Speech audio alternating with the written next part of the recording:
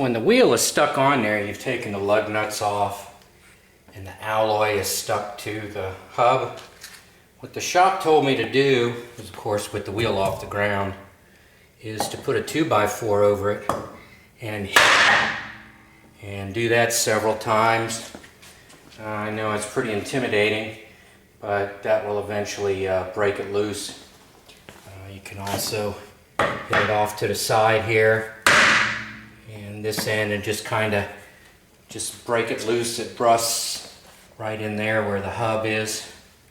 So, and I'll show you that. So you can see where it has a tendency to want to stick right in here, but the main area it sticks is right around the hub.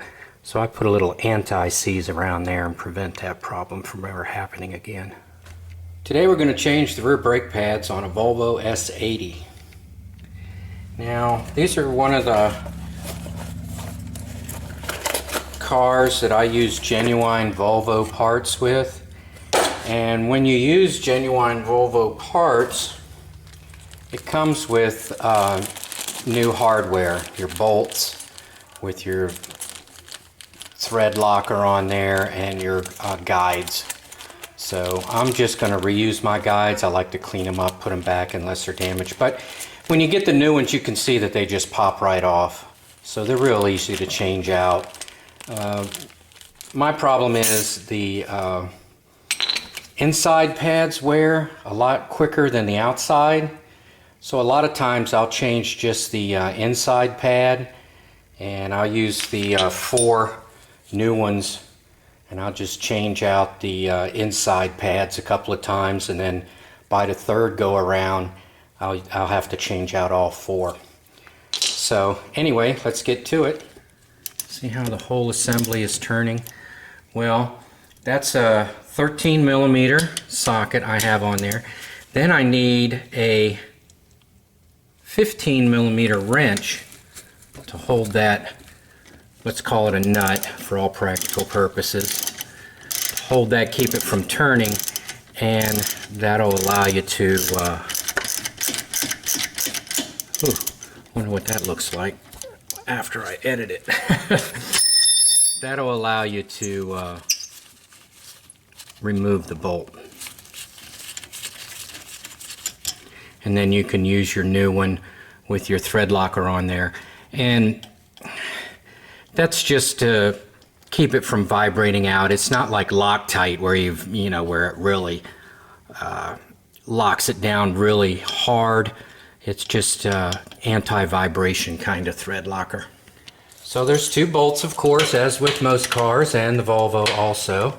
And so we'll just take off the top and bottom. Now on a Volvo S80, there's actually 4 different kinds of pads that can go on these cars, depending on whether it's a 6-cylinder or a V8, whether it has electric parking or manual parking brake.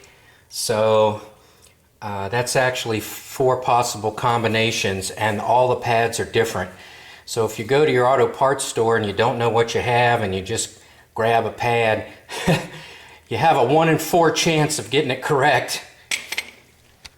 Next, you want to compress the piston to make room for the thicker pads. If you use a C-clamp, I like to put the pad in here and have the C-clamp press against the pad instead of the piston. However, I have one of these fancy little compressor things here, so I'm just going to compress it with this tool. So I'll just compress it with my little fancy piston compressor tool here. Next, the inside pad comes out real easy. The outside pad you kind of have to twist like I'm showing you here to remove it, and to put it back in you kind of twist it. You have this bar here that's in the way. You can't go in straight. You've got to go in and turn it like that. So because of this bar right here, and that'll access these clips right here that you saw in the kit.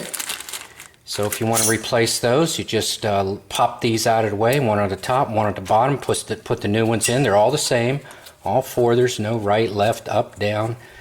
So what I do is I just clean mine up unless I think they're damaged, or I don't like them if I see rust or something. But hey, if you get a new kit, no harm, no foul. Might as well use the new hardware, right? Don't do what I do. Okay, next we're going to put the caliper back on. There's plenty of room. There's absolutely tons of room. So you want to get your new bolt and you want to get it started. And then once you get it started, you're going to have to put your 15 millimeter wrench on here and then tighten it down. However, what I found was if you tighten it down all the way,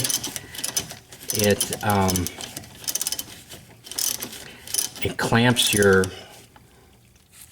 wrench in place. So what I do is, just as it gets snug, I barely get it on there, just enough to hold it while I tighten it down the last little bit so it won't slip off, and then I can remove it easily. Otherwise, if you put it on here all the way, it'll pinch it and you won't be able to get it off. So, and then of course, once it's snug, you can tighten it down. Same thing with the bottom.